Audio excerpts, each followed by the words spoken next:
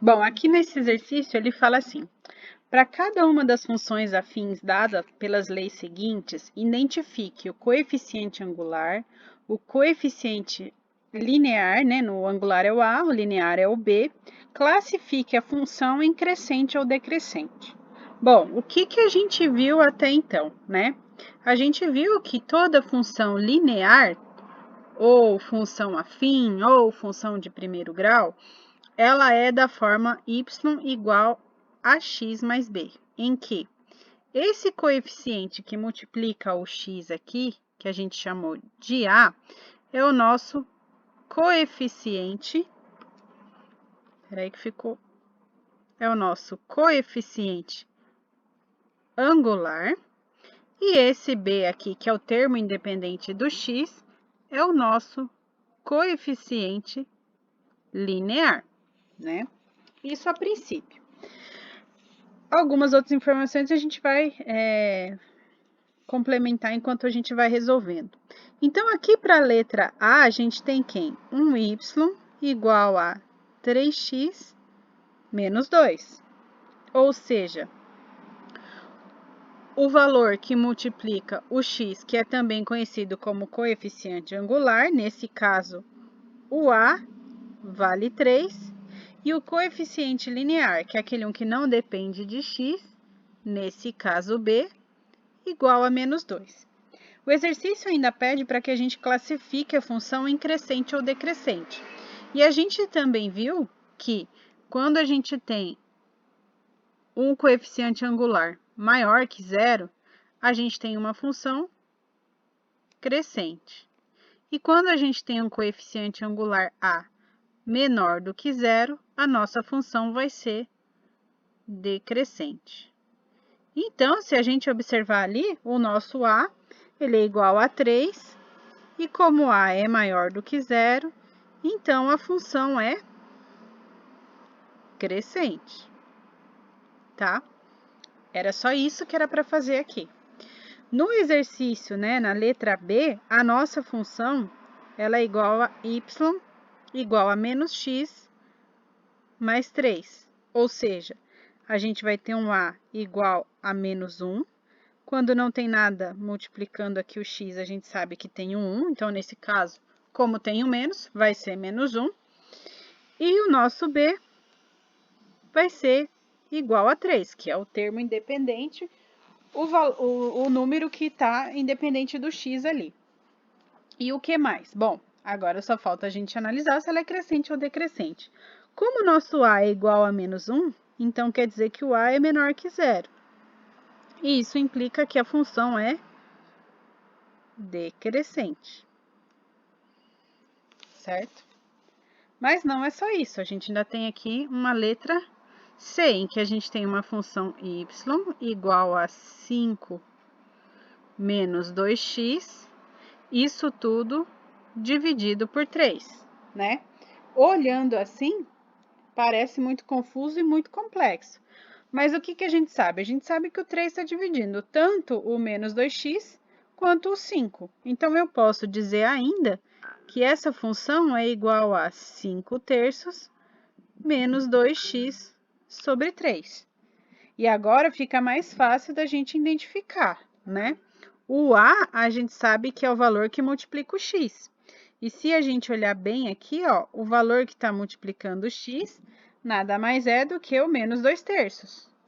Então, a gente vai ter um a igual a menos 2 terços e um b, que é o termo independente do x, né? O número que está sozinho ali. Então, o nosso b vale 5 terços. Bom, para decidir se ela é crescente ou decrescente, basta analisar o que está acontecendo com o nosso coeficiente A, e nesse caso ele é um A menor que zero. Então, a gente sabe que essa função é decrescente, certo? E aí, por penúltimo, né, a gente tem aqui a letra D. A letra D, a função é y igual a 9x. Então, para a gente fazer esse cálculo, o que a gente vai precisar, né? A gente vai precisar identificar o A, que é o número que está multiplicando o x, nesse caso, vale 9, e o b. Se eu não tenho nenhum termo independente de x ali, né? Não tem nenhum número somando aqui, quer dizer que, na verdade, eu estou somando zero, né? Porque se eu somar zero, eu não vou estar alterando nada. Então, o valor de b para essa função é igual a zero. Só apagar aqui, porque senão vocês vão confundir depois. Tá? E aí? Bom, como eu tenho um valor de a, então eu consigo classificar a minha função em crescente ou decrescente. E nesse caso, como a vale 9, então a é maior do que zero e isso vai implicar numa função crescente, tá?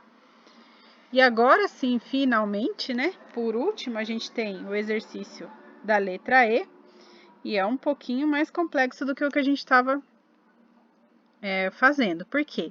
Ele é um y igual a x mais 3 ao quadrado menos x mais 1 ao quadrado, né? Aqui fica um pouco difícil a gente identificar de maneira direta o a e o b. Então, o que a gente vai ter que fazer? Mexer nisso tudo aqui para poder descobrir quem é a e b afinal, né? E aí, como é que a gente vai fazer isso? Bom, para começo de conversa, o x mais 3 está sendo elevado ao quadrado. E qualquer número ao quadrado quer dizer que a gente está multiplicando ele por ele mesmo. Então, uma interpretação para x mais 3 é x mais 3 vezes x mais 3, menos x mais 1 ao quadrado, que supostamente é a mesma coisa, ou supostamente não é a mesma ideia, né, que é o x mais 1 sendo multiplicado por ele mesmo, ou se a gente lembrar lá de produtos notáveis, a gente pode resolver de maneira direta. Como?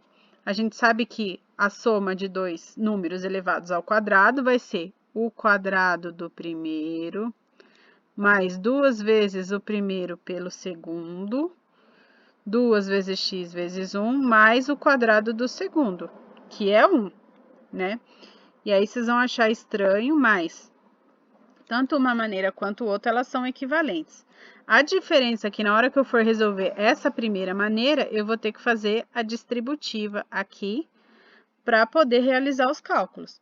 Então, vai ficar x vezes x vai dar x ao quadrado, x vezes 3 vai dar 3x, mais 3 vezes x, 3x, mais 3 vezes 3, 9. Isso tudo menos o quê? Bom, aqui já dá para melhorar bastante, né? Ó, a gente vai ter x quadrado, 2 vezes x vezes 1 vai dar 2x, mais 1, né? Então, esse y ele vai ser igual a quem? Bom, aqui a única coisa que dá para mexer é nesse 3x mais 3x. Então, vai ficar x quadrado, 3 mais 3 dá 6, mais 9. Agora, aqui a gente também tem outro detalhe, porque esse menos é como se a gente tivesse um 1 aqui, multiplicando todos os valores que estão dentro do parênteses. Então, também não pode esquecer de fazer a distributiva. Então, vai ficar menos vezes x quadrado, menos x quadrado, menos vezes 2x, menos 2x, menos vezes 1, menos 1.